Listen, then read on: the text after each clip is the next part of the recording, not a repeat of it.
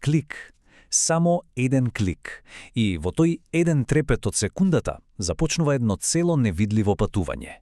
Патување низ целиот свет. Епа, денес ќе го откриеме токму тоа. Ќе видиме како една обична, едноставна слика од мачка патува низ таа неверојатно сложена мрежа што ја викаме интернет, за да стигне право на екранот. Значи, дали некогаш сте застанале да се запрашате што всушност се случува во тој дел од секундата? Тој единствен клик. Тој предизвикува цела верижна реакција која буквално опфаќа континенти. Не е магија, иако понекогаш изгледа така, нели? Туку е една навистина неверојатна технологија. Ајде заедно да го следиме секој чекор од тоа патување. Значи, мисијата е јасна. Ке го следиме тој податок од самиот почеток, од првиот клик, па се до последниот финален пиксел на екранот. И како и секое добро патување, и ова започнува од дома. Или, во нашиот случај, од нешто што го викаме локална мрежа. Значи, пред нашата слика од мачка да тргне, така да кажеме, на светска турнеја, прво мора да го напушти своето соседство. А тоа соседство е токму локалната мрежа. Ова е првата и би рекол апсолутно клучна станица. Во суштина, што е мрежа? Па наедноставно кажано, тоа е само група на уреди што се зборуваат еден со друг. Телефонот, лаптопот, паметниот телевизор дома, сите тие заедно прават своја мала, приватна мрежа. А интернетот, што е тој?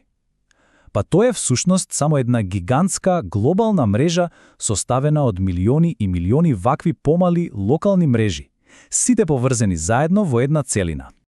Добро, ама како податоците знаат каде точно да одат во оваа огромна глобална мрежа? Па, исто како и обичната пошта, им треба адреса. Ама тука е финтата. Всушност, на секој уред му требаат не една, туку две сосема различни адреси. Да ги разгледаме. Прво ја имаме MAC адресата. Најлесно е да се замисли како отпечаток од прст на самиот уред. Значи таа е уникатна, трајна и е вградена директно во хардверот. Таа го дава одговорот на прашањето кој е овој уред. Од друга страна ја имаме IP адресата. Таа е повеќе како привремена адреса, да речеме, на хотелска соба. Важи само додека уредот е поврзан на таа конкретна мрежа. Таа одговара на прашањето каде се наоѓа овој уред во моментов.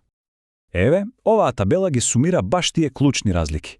Значи да повториме, MAC адресата е трајниот физички идентитет. IP адресата е привремената логичка локација на мрежата.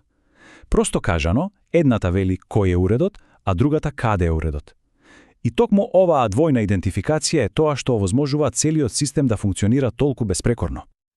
Добро, значи уредот сега си има идентитет. Има и кој и каде. Време е нашата слика од мачка конечно да го напушти сигурниот дом и да тргне на пат. Ама, како точно излегува од таа локална мрежа?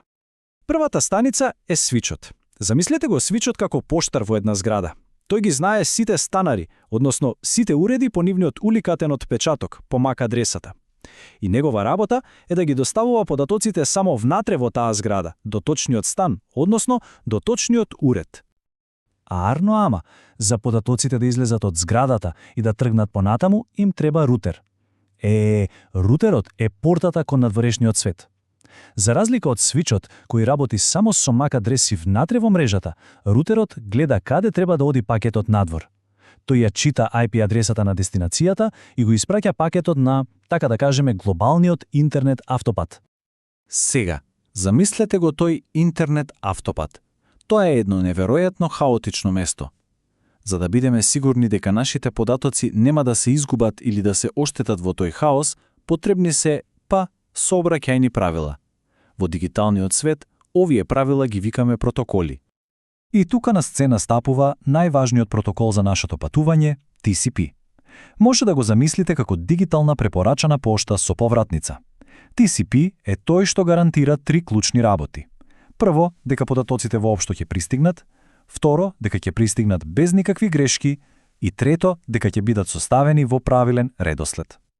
А пред воопшто да испрати било што, TCP прави една многу паметна работа што се вика тронасочно ракување. Тоа е како едно брзо дигитално поздравување за да се осигура дека сите се спремни за комуникација. Едниот уред прашува: "Еј, дали си таму?" Тоа е син. Другиот одговара, да, тука сум и те слушам, тоа е син/ак. И на крај првиот потврдува, супер, ајде да почнеме, тоа е АЦК. Дури откако ќе се воспостави оваа сигурна врска, податоците за нашата мачка почнуваат да се пренесуваат. Сега, да се испрати цела слика одеднаш би било и бавно и многу ризично. Замислете, ако се изгуби само еден мал дел, целата слика ќе треба да се праќа од почеток. Затоа TCP е паметен. Тој ја сецка сликата на многу мали, уредно нумерирани парчиња што ги викаме пакети. Секој пакет е како делче од сложувалка. Ако случајно некое делче се изгуби по пат, се бара повторно само тоа делче. И на крај, TCP се грижи сите тие делчиња да се состават во правилен редослед за да ја добиеме целата слика. Пакетите се спремни. И сега почнува вистинското шоу. Глобалната штафетна трка. Секој од оние мали пакети сега патува самостојно низ огромната мрежа од рутери, буквално прескокнувајќи од еден на друг со брзина која е тешко да се замисли. Секој рутер на тој пат е како некој супер паметен сообраќаец.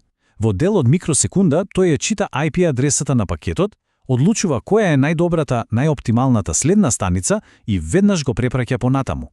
И оваа одлука се случува однова и одново, можеби десетици пати за секој пакет посебно и се тоа во еден трепет на окото. И сега само за момент да застанеме и да го сватиме размерот на сето ова. Нашата слика од мачка, таа не патува сама. Таа се движи низ еден огромен дигитален метеж што го создаваат, па проценете, над 50 милиарди други уреди. 50 милиарди! Сите тие истовремено испраќаат и примаат податоци во истиот тој момент. Ете, тоа е обемот на сообраќај со кој интернетот се справува секоја секунда. И после тоа неверојатно патување низ светот, нашето барање конечно стигнува на својата дестинација. Тоа е серверот каде што се наоѓа сликата од мачка. Ама, чекајте, ова е само половина од приказната. Сега, целиот овој процес што го објаснивме, мора да се случи повторно, ама во обратна насока. Значи, серверот сега ја прима пораката, ја зема сликата, ја сецка на пакети и ја праќа назад. И тие пакети повторно тргнуваат на своето патување низ истата мрежа од рутери, стигнуваат до домашниот рутер, се предаваат на уредот и добриот стар TCP повторно се грижи сите делчиња од сложувалката да се состават како што треба. И вуала, сликата од мачка се појавува на екранот. Целиот овој процес, напред и назад, трае помалку време отколку што е потребно да се трепне. И ете така. Зад секој клик, секое пребарување, секоја порака што ја праќаме, стои овој невероватен невидлив танц на податоци. Тоа е буквално темелот на нашиот модерен, поврзан свет. Но, додека постојано се приклучуваат милиарди и милиарди нови уреди, останува едно големо прашање. Како овој гениален, но сложен систем ќе еволуира за да го издржи целиот тој товар на иднината?